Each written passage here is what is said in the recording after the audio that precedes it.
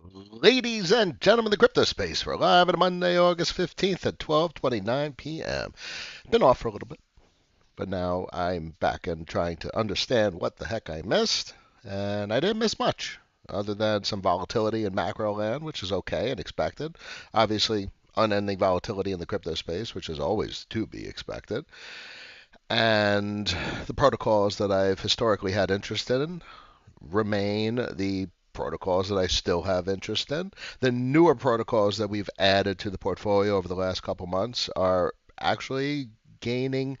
Um, I'm gaining additional interest in them.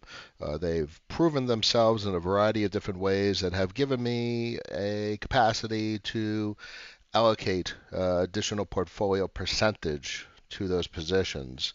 Let's pop it over to the main screen and we'll walk through a couple of the more popular protocols nowadays.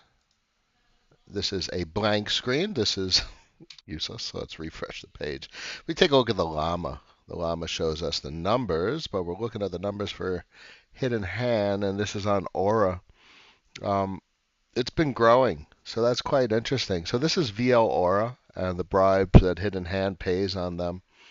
Um, I uh, I have good experience with this protocol.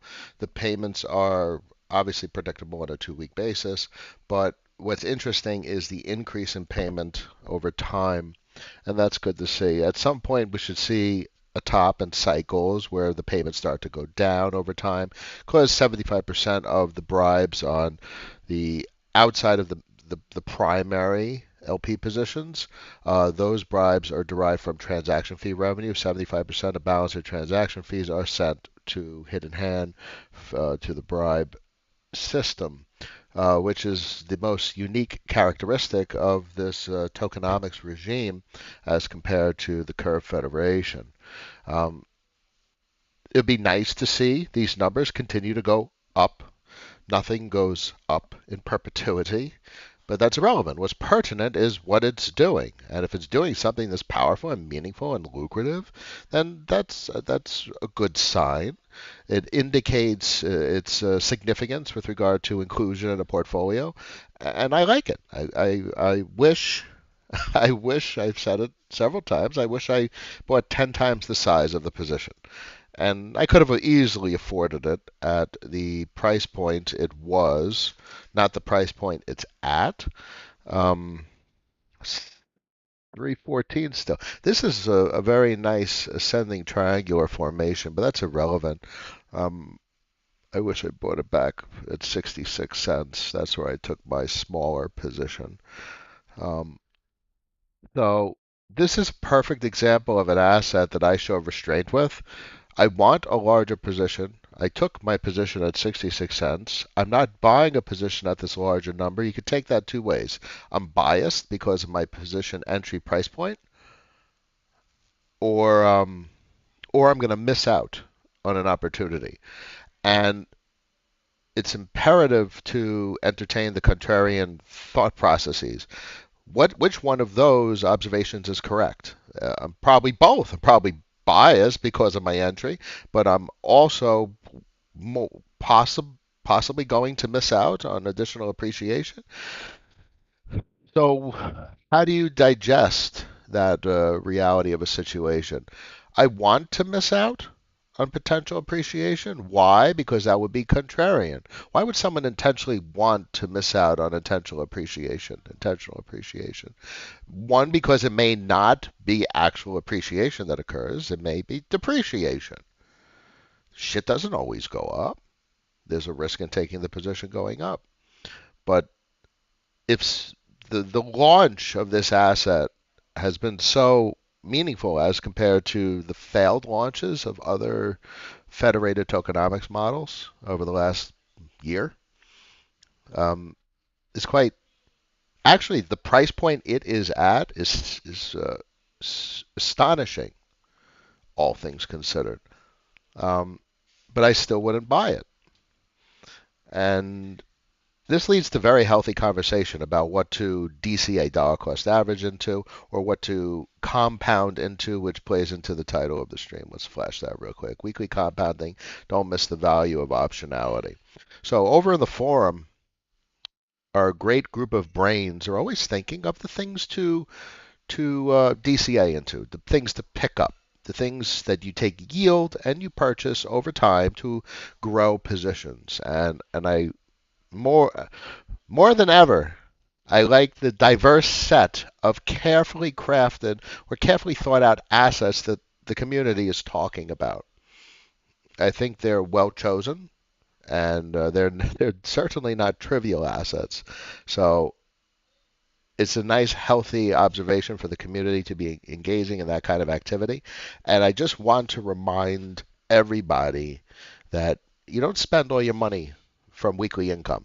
You want to save some of it, and you got to accumulate some cash, some savings, and also by retaining cash, um, you're going against your urge to buy something. Then that's the anti-FOMO mechanic. But look at the chart. Look at the chart for Aura. What happens if it depreciates? What happens if it doesn't do what everyone thinks it's going to do, and it goes down?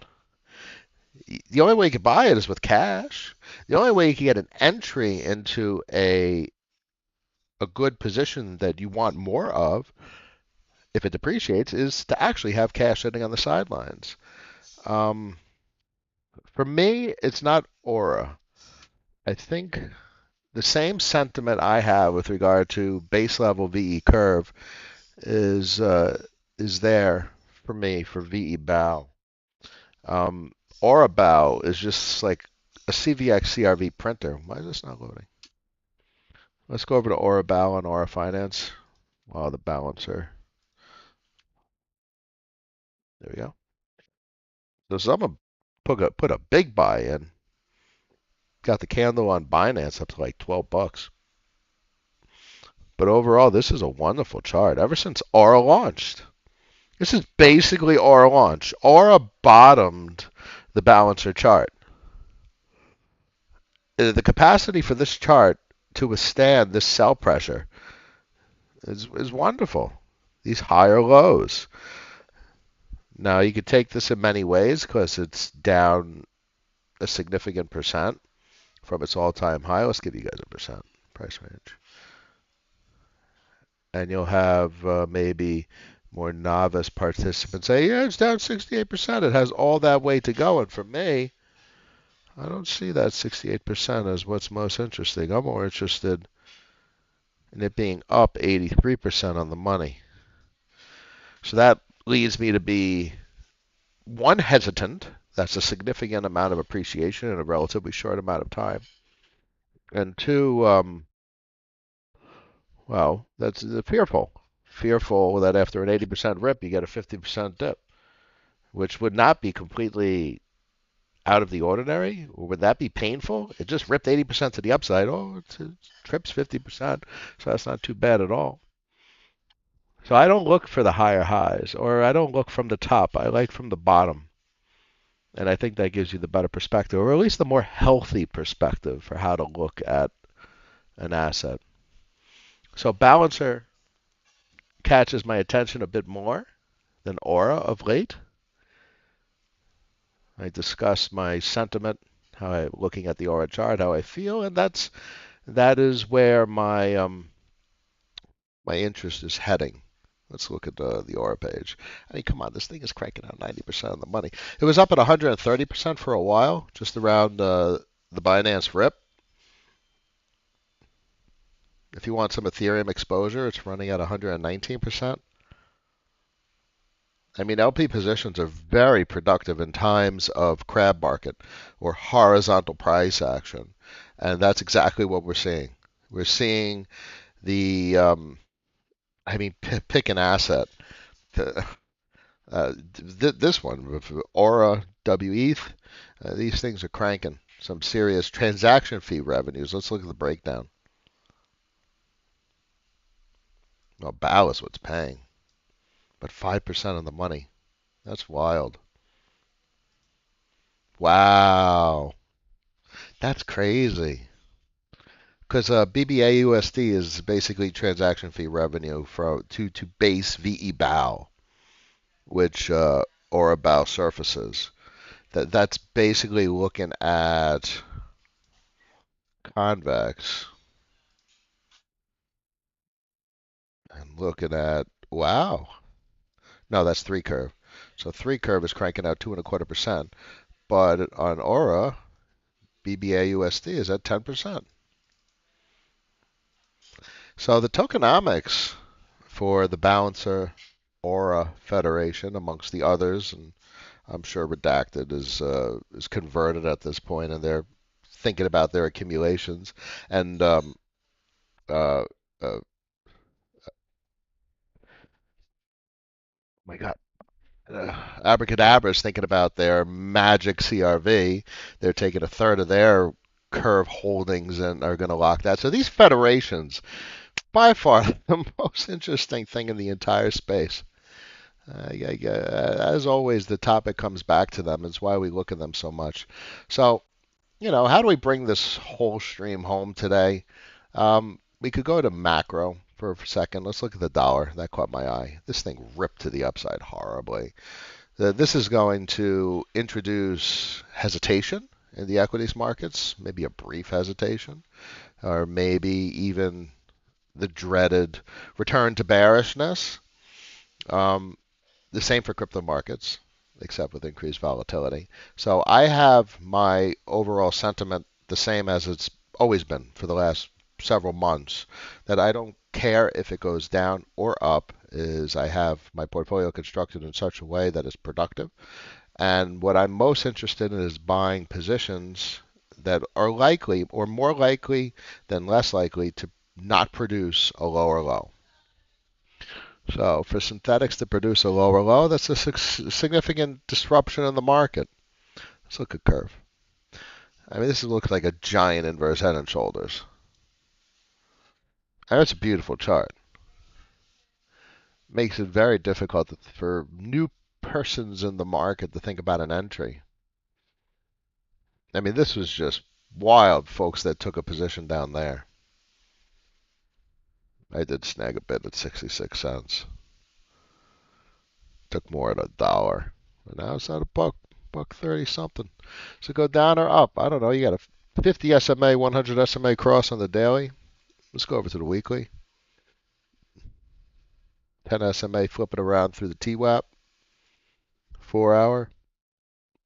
I mean, look at this. 200 SMA. This looks hot. Take a look at Convex for a second. Not really as promising a chart formation as curve, but strength above, was that the 10 SMA? It's the 50 SMA down below on the daily. I mean, this thing just appreciated so quick. I mean, you can see, look at the difference between this and curve.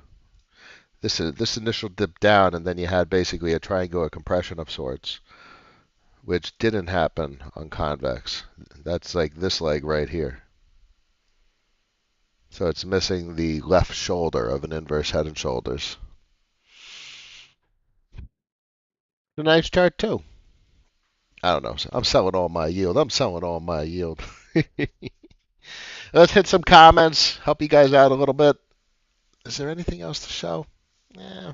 Let's look at this one thing that I like lately. Staked out on the bribes page. Shows you the breakdown of the returns that Curve pays out. 91 cents. Nope, 90 cents for CRV ETH. I like this. I've had this position for several weeks now. I've been sticking with it. So everything fluctuates. It varies because obviously these positions get diluted. Um, and I've been away from Vodium for Curve. So obviously Vodium for Convex is the only place you could go. But Vodium for Curve forces you to only get a return every 2 weeks, whereas these these bottom incentives are on old school bribe VE token finance, or bribe.crv.finance, which is interesting. Those portals are still around. And who's bribing on them? Curve. The largest Curve incentivizer of votes is Curve. Isn't that fascinating? This monetary policy is fascinating. It's going to be studied. So it's a very useful page. Let's take a look at the llama. Let's see how convex returns are doing. We looked at hidden hand. So I'm not too enamored with convex, but I think someone said earlier, I don't know whether it was on Twitter or in our Discord, two pool Frax, the base pools, the Frax base pools getting incentives. Yeah, they're throwing around some money already. Look at the Frax, Frax. Two pool Frax. They threw around $1 million.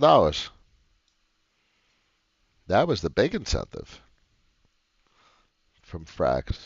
I think Frax, look, Frax move their Frax three pool, their incentive that they were going for their the original Frax pool is now been migrated primarily to two pool Frax. So it's Frax, USDC, and USDT. There's no more DAI in the mix. Because so then and that's what I've been. So I haven't, as you can see, 928. I haven't been adjusting for the most optimal dollar per VLCBX. I've been actually allocating to two pool Frax because what am I going to squabble over a couple of pennies on the VL or allocate to something that actually is most meaningful? In my opinion, albeit it's interesting. So Stargate got some capital in the mix. They popped 50 grand in there. Notice how Stargate did do a curve. They did incentivize on Vodium for curve, and now they popped it over to Convex. So I get a sense those boys are experimenting, and that's cool. It's good to see. They got to figure out what works for them. I think curve probably ends up working the most for the most protocols. And Abracadabra's figured that out. Danny figured that out. And that's why Danny's and crew are allocating a third of their curve. I think they have 10 million curve, so it'll probably be about 3 million and change. Do I still have it up? Yeah, I still have the proposal up. 10,380,000, and they want to lock 3.3 million curve. So that's cool. That's going to give them some serious power. Look, they're still bribing. They still bribe 50 grand at the curve level. So if you go over to stake down, you see that's not a lot. It's only 6.9%. Bear in mind, that's because it's extremely diluted. So they got a lot of vote weight going on. And now that they're going to lock their own curve, they're going to have significant amount of curve voting weight. So they're going to be able to incentivize the balance of MIM's peg, and that's meaningful. So I think that's a good decision, going for curve rather than convex. I mean, convex is it's too expensive per VLCVX. It's been the case for quite some time that VCRV has been more capital efficient, cost effective. You're able to buy more vote weight for a cheaper price. Hey Dan, welcome back. It's good to be back. Johannes, welcome back, El Capitano. Hope you had a great vacation. It was good to get away for a little bit. About 4 days into the vacation, I'm like, all right. About 3, 4 days. I think that's my limit. Dan, where do I park my stables? Mostly just spot. I mostly don't park them anywhere. Albeit, I do have a decent sized synthetics position. So if we go here, optimism. So synthetics, you're borrowing SUSD against your SNX. So I have a fair amount of debt. I have $28,251 worth of SUSD debt. So I parked that on Aave. This thing's cranking out almost 4%. That's pretty cool. So this is how I'm hedging my SUSD debt. I just let it sit. I don't intend to really use it at all. I mean, look at this interface. This reminds me of Polygon Matic days when we had fun back on Aave when Aave V2 had its activity and incentives on Polygon. That was fun. What was that? Mid 2021. So it's just sitting here. Net APY 5%. 5% on stables on debt. It should cover the debt arbitrage, the debt hedge. Hopefully, I owe 20,251, and this is up to here. Look, 28,281. Okay, so I'm in the green. I have enough to pay back the SUSD debt. That's very nice. That's very nice. Mint and burn, earn. I think it's been a couple of $1,000 profit so far. It's pretty cool. It's good to see. $3,700. I like this position. Synthetics gives me a lot of nostalgia. Tapsy, welcome back. Sir Joe's in the house. Hilda's in the house. Brady, good day, crypto nerds. Yes, we are. We can do better. Yes, we can. We could always do better. Joe, is Velodrome like solidly on optimism? Yes, but I'm not really interested in its behavior thus far. Particularly because it doesn't have any federation. That was the biggest thing that was exciting about solidly was the federation. But look at this. I'm not really interested. This isn't really good. This isn't achieving the reflexive loop that everyone hoped solidly to do. Obviously, they thought or still hope Velodrome's going to achieve that, but the bribes aren't there. It's, I mean, literally, Aura is reflexing. It's in the process of really achieving what everyone could have possibly hoped it to achieve. This is doing nothing yet again. No. This has no reflexivity. It has no accumulators. It's doing nothing like what Aura's doing. Sorry. It's all about the bribes. So the bribes, um, what happens is Aura accumulates BAL as Aura BAL. So it dries up the liquidity there. And the and the and how do you and it uses the minting of Aura to do that. It's using Aura to pay to disrupt BAL liquidity. So how do you disrupt Aura liquidity via Aura?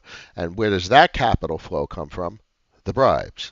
So it's all about the bribes. It was always about the bribes. That was the overall interest that I had in Solidly. It was about the bribes. And look, the bribes here as well, because this is based on the Solidly implementation. But it doesn't have the damn reflexivity. It's completely missing the driver of the capital flow through the entire sequence of protocol components, which is completely present in the Aura balancer relationship, which was historically present in obviously the Curve Federation. We all know that by now.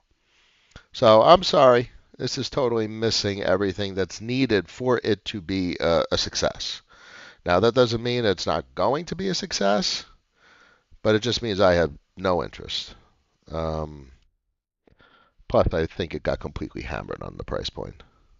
Let's take a look and probably cringe. Maybe cringe. Let's see. Oh, goodness gracious. Oh, God, this is painful to look at. I mean, it literally just launched and it's down 80%. I mean, did Andre come back and do it again? I think he did, because he crushed it again. Damn it, Andre! Oh goodness! I mean, you literally just launched and it did this. I mean,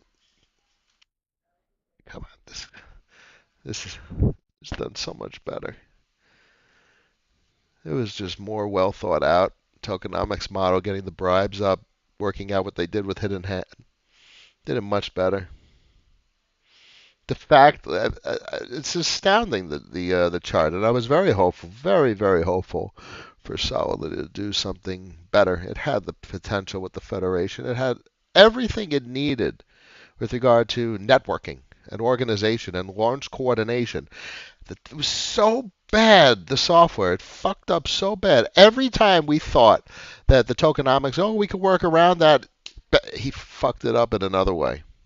Killed it. Yeah, Mr. Nobody. High opinion of the Stargate protocol. Obviously, layer zero is systemically significant. Yeah, a while back I doubled my STG position. Very relatively small, but I love what they're doing. I think they're great devs. Clearly, it's not. It's completely retraced from its appreciation. It doesn't have tokenomics that are overwhelmingly going to encourage appreciation, but that's okay. I think it will be what it will be. What we know is it's powerful tech, and it's a good punt, and that's about it. Small position. I didn't trust this chart. You know why? You know the it's just emitting STG to incentivize LP. It needs the reflexivity, which was the payment using transaction fees to pay governance participants, amongst other activities. It needs that reflexivity to dry up circulating supply, to dry up available liquidity, and people are still selling. They're still dumping, and that's exactly why this chart looks like this. So this is a micro position. This is one of them 0.1, 0.2 percenters. But a very high opinion. This is a perfect example of great tech isn't necessarily a great investment. Remind everyone of that parable, Noah's parable. Great tech isn't always a great investment. Stargate, Bancor, amongst many others. Friend hasn't done so well. Great tech. We'll see how that plays out. I'm still holding down a convex position? Yes. Of all the positions I own, convex is on the chopping block. Um, I don't like the type of yield anymore. Um, I prefer curve, um, and I'm tempted for or a bow. Now, I say these things that because they definitely garner my attention. I wouldn't take on a larger curve position, and I wouldn't take on a larger aura position because I'm biased by the 66, 68 cent entry price. And I think the market has appreciated significantly. Everything's up 2, 3, 4, 500%. How the fuck are we supposed to buy things up 2, 3, 4, 500% in with macro conditions looking like they're looking, with the dollar ripping through the daily TWAP? Oh, goodness gracious! If this thing closes above $1, that's going to be so dead. Above the TWAP, that's going to be so disappointing. But this is what we're dealing with, and that's why I can't justify taking on those additional positions. I can be tempted to convert convex over to an aura bow, which would be a historic like CVX CRV type position, which is cool. That federation's working. The aura balancer federation, that thing's on, it's on autopilot at this point. It has reflexive tokenomics flow. The capital flow within its emerging market is churning. So and in fact, we may be in a position to say that's the second successful federation, period. Is that not the case? That's actually a very interesting topic to consider. So I'm weary macro conditions, but high opinion of the Aura Balancer Federation, obviously the historic Curve Federation, and these other smaller positions. They announced it a couple of days ago. Who's Gabagool? I need to look into that, Johannes. Um, yeah, near Kingmaker. Howdy, howdy. Let's keep it going. Let's keep it going, boys and girls. You missed so much drama on my week off. How was my break? Yeah, there's always drama. 5 minutes away from the space and there's drama. It was good to get away. White sand beaches and turquoise water. It was gorgeous. What are your thoughts on Redacted V2 tokenomics? Yes. Okay. So they needed the pivot. Obviously, Ohm tokenomics is it's only going to work for Ohm if it's going to work at all. So any of the forks have matured into literally treasury DAOs, where it's just something that's designed to surface cash flow. So that's exactly what they did. They did the code, they launched the code, and that's where Redacted Butterfly V2 is. I'm sure it's interesting. It's just not my cup of tea. I don't want to own an ETF, albeit in the crypto space, an ETF might be paying a significant number. I want to own the components of the shit that the ETFs are buying. So this is the same exact historic argument that I've always had for Wonderland, Redacted, and Olympus. I don't want to own them. I want to own the shit that they're buying. So that's nothing's changed in that regard. It was interesting though that they did the tokenomics pivot, and it's interesting because Wonderland did it and Redacted did it, and I don't know what Olympus is going to do. Maybe they stick to their original, protocol architecture. We'll see what happens. One curious view: the Curve Hack, Tornado Cash, USDC fund. Yeah, okay, this was a crazy ass week. So bear in mind, I did keep up with the news, and I was active on Twitter as best as possible. There was a wild last week. I'm not going to get too much into my opinions on TC. Um, not going to get too much. Curve Hack? Was there a Curve Hack? USDC fund I could go on. I It was a busy week, but we're back, and everything looks like it's on a decent trajectory from what I see, at least at this point. Do you have any VEFXS? Yes, it's a large position actually. Can you walk through your research vote collection strategy there? Well, is not the most productive position. So I quite look forward to my cash on Uniswap to release, to unlock, to mature, to vest, but it won't vest for another year or two. So I locked very early prior to Convex coming online, which, for better or for worse, it is what it is. But Pitch is the protocol that would surface FXS bribes. I'm inclined to think it's going to happen. Frax does have its gauges, so you can vote, so the bribing can be incentivized, but it's just not there yet. If it happens, it happens.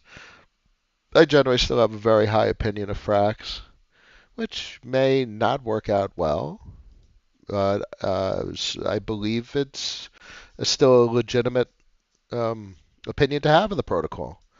Let's refresh one more time and see if there's any incentives. But I've seen inconsistent. No, there's a couple. That's trivial, buddy. So there's nothing going around. There's not, Frax is throwing around $1 million on Convex. There's nothing going around on pitch for the Frax gauges, which is unfortunate because the gauges are there. The gauges are on the left. It adds up. I'm not going to complain. It's like $2,000 a month, give or take.